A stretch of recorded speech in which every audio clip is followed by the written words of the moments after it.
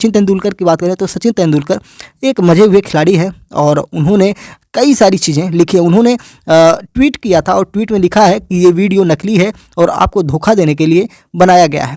Technology का इस प्रकार का दुरुपयोग बिल्कुल गलत है। आप सबसे विनती है कि ऐसे वीडियो या ऐप या विज्ञापन आपको अगर नज़र आए तो उन्हें तुरंत रिपोर्ट करें। सोशल मीडिया प्लेटफॉर्मों को सावधान रहना चाहिए और इनके खिलाफ की गई शिकायत पर जल्द से जल्द एक्शन लेना चाहिए। उनकी भूमिका इस बारे में बहुत ज़रूरी है ताकि गलत सूचना और खबरों को रोका जा सके और डीप फेक का दुरुपयोग खत्म हो सके। ऐसा सचिन तेंदुलकर ने अपने ट्वीट में लिखा। रश्मिका मंदाना वाला केस तो आपको याद ही होगा, साथ ही साथ आपको नरेंद्र मोदी के गाने वाले गीत भी याद होंगे, जबकि इनमें से कुछ भी नहीं था। नरेंद्र मोदी को डांडिया खेलते हुए भी दिखाया गया था। इसी तरह से सचिन तेंदुलकर का भी एक अब डीप फेक वीडियो वायरल हो चुका है और जिसमें विज्ञापन में इनके आवाज को बदलकर इन्हीं की आवाज में कुछ भ्रामक चीजें बताई गई हैं। डीप फेक के खिलाफ 7 दिन में नए नियम लाने की तैयारी में है भारत सरकार। क्या है पूरा मामला, इस पर हम डिटेल से चर्चा करने वाले हैं। जय हिंद, नमस्कार, मैं मोहन पाठक और आप देख रहे हैं MPSC Hindi news explainer YouTube channel. तो चैनल पर नए हैं तो सबसे पहले चैनल को सब्सक्राइब करिए और हमारे साथ जुड़ जाइए। किस लिए? डेली करंट अफेयर्स और न्यूज एनालिसिस के लिए। डीप फेक को लेकर सरकार नए नियम ला रही है। केंद्रीय मंत्री राजीव चंद्रशेखर ने 16 जनवरी यानी कि आज ही के दिन उन्होंने बताया कि 7 से 8 दिनों में नए आईटी नियम नोटिफाई किए जाएंगे। डीप फेक एआई को लेकर प्रधानमंत्री नरेंद्र मोदी कई मंचों पर कई बार लगातार बातें रख भी चुके हैं। उन्होंने डीप फेक पर 2 बैठकें की। किन्होंने? भारत सरकार के मंत्रियों ने। नए आईटी नियमों में गलत सूचना और डीप फेक को लेकर बड़े प्रावधान हैं। सभी के लिए इसका पालन करना अनिवार्य है, नहीं तो कार्रवाई की जाएगी। इससे पहले 23 नवंबर को केंद्रीय मंत्री अश्विनी वैष्णव ने कहा था। मंत्रियों ने यह भी कहा है कि सभी सोशल मीडिया प्लेटफॉर्म ने डीप फेक के खतरे और इसकी गंभीरता को स्वीकार किया है। वैष्णव ने कहा था कि डीप फेक के क्रिएटर्स और उसको होस्ट करने वाले प्लेटफॉर्म की जिम्मेदारी तय की जाएगी और उसकी जिम्मेदारी तय होगी। प्रधानमंत्री नरेंद्र मोदी भी डीप फेक पर चिंता जता चुके हैं, जैसा कि मैंने पहले ही आपको बताया। उनका एक डीप फेक वीडियो आया था, वही हाल ही में पूर्व क्रिकेटर सचिन तेंदुलकर का एक डीप फेक वीडियो वायरल हुआ है। इसमें उन्हें sky world aviator quest gaming app को प्रमोट करते दिखाया गया था। सचिन ने कहा था यह वीडियो नकली है और धोखा देने के लिए बनाया गया है। पिछले साल नवंबर में रश्मिका मंदाना का एक deep fake video social media पर वायरल हुआ था, जिसको हमने कवर भी किया था, जिसमें एआई टेक्नोलॉजी से एक इन्फ्लुएंसर के चेहरे पर बड़ी सफाई से रश्मिका का चेहरा मॉर्फ किया गया था। सोशल मीडिया पर हजारों लोगों ने रश्मिका के इस फेक वीडियो को असली समझ लिया, क्योंकि उसमें दिख रहे एक्सप्रेशन बिल्कुल रियल दिखाई पड़ रहे थे। हालांकि यह महिला रश्मिका नहीं बल्कि जारा पटेल नाम की एक लड़की थी, जिसके चेहरे को बदलकर रश्मिका का चेहरा लगा दिया गया था। और अल्ट न्यूज़ के एक जर्नलिस्ट ने डीप फेक वीडियो वायरल होने के बाद इसका खुलासा भी किया था।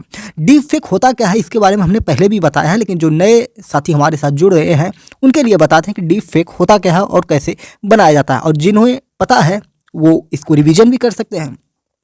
डीप फेक सब पहली बार 2017 में यूज किया गया था। तब अमेरिका के सोशल न्यूज़ एग्रीगेटर रेडिट पर डीप फेक आईडी से कई सेलिब्रिटीज के वीडियो पोस्ट किए गए थे।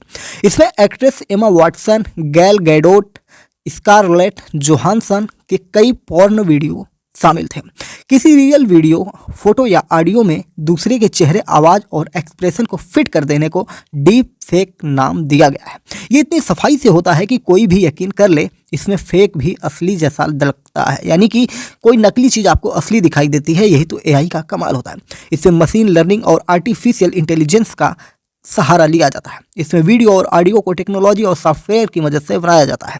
एआई और साइबर एक्सपर्ट पुनीत पांडे बताते हैं कि अब रेडी टू यूज टेक्नोलॉजी और पैकेज उपलब्ध हैं। अब इसे कोई भी उपयोग कर सकता है। वर्तमान टेक्नोलॉजी में अब आवाज़ भी इम्प्रूव हो गई है। इसमें वॉइस क्लोनिंग बेहद खतरनाक हो गई है। कैसे पहचाने इसको? अगर पहचानने की बात करें तो चेहरे पर ध्यान दें। हमेशा डीप फेक में हमेशा चेहरे के भाव बदलते रहते हैं। गालों और माथे पर ध्यान दें। स्किन बहुत चिकनी या बहुत झुर्रीदार दिखाई देती है।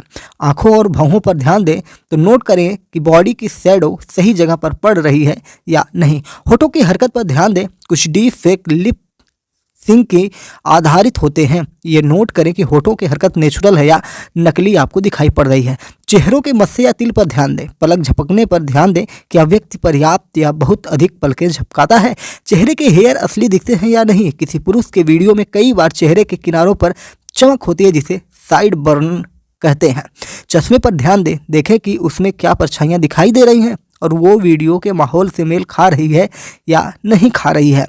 प्रधानमंत्री नरेंद्र मोदी ने डीप फेक टेक्नोलॉजी को खतरनाक बताया था। उन्होंने 17 नवंबर 2023 को कहा कि एक वीडियो में मुझे गरबा गीत गाते दिखाया गया था। ऐसे कई वीडियो ऑनलाइन पड़े हुए हैं। मोदी ने यह भी कहा था कि डीप फेक डिजिटल युग के लिए एक बहुत बड़ा खतरा है और जिससे हमें संभल कर रहना पड़ेगा।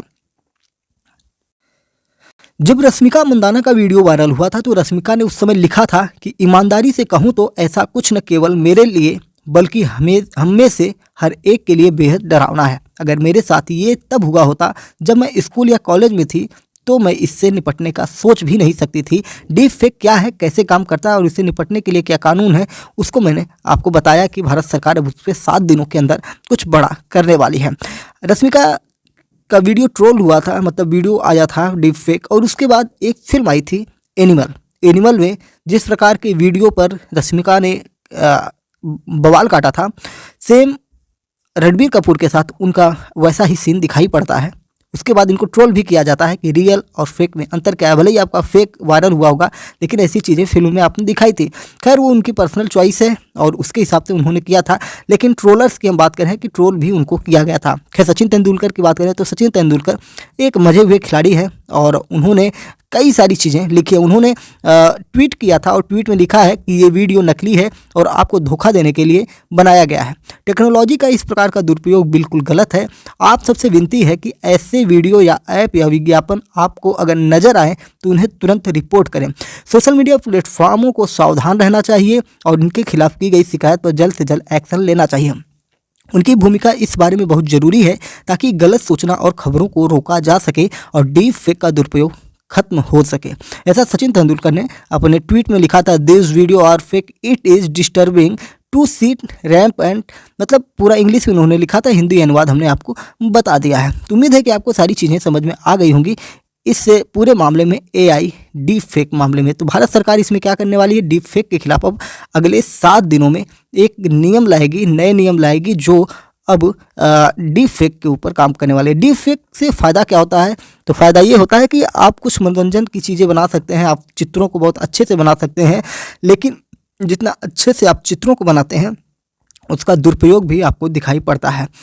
एक विदेश की मंत्री हैं और मतलब मंत्री कहेंगे, आपने देखा होगा G20 में एक महिला आई हुई थी, नाम मैं उनका नहीं ले रहा हूँ, प्रधानमंत्री के साथ उनके कुछ फोटोज़ और वीडियोज़ वायरल हुए थे। उन वीडियोज़ में पूरी लव स्टोरी दिखा दी गई थी प्रधानमंत्री नरेंद्र मोदी और उनके बीच में, और प्रधानमंत्री नरेंद्र मोदी गिटार लेकर गाने गाते हुए दिखाई पड़े थे, जो कि मैंने आपको पहले भी बताया था। तो इस प्रकार से इन्हीं सारी चीज़ों को डायरेक्ट प्रधानमंत्री ने नहीं बोला, उन्होंने अपने गरबा वाले वीडियो पर बात करते हुए किया कि ये सारी चीज़ें हुई थी। तो एआई का गलत इस्तेमाल हो रहा है और डीप फेक को लेकर अब सरकार पूरी तरह से सतर्क हो चुकी है। खैर जल्द से जल्द कानून आ जाए तो बेहतर है, क्योंकि कोई और इसके मकड़ जाल में ना फंसे। चैनल पर नए हैं तो MPS हिंदी को जरूर सब्सक्राइब करिएगा डेली करंट अफेयर्स और न्यूज़ एनालिसिस के लिए। जय हिंद, नमस्कार, भारत माता की जय।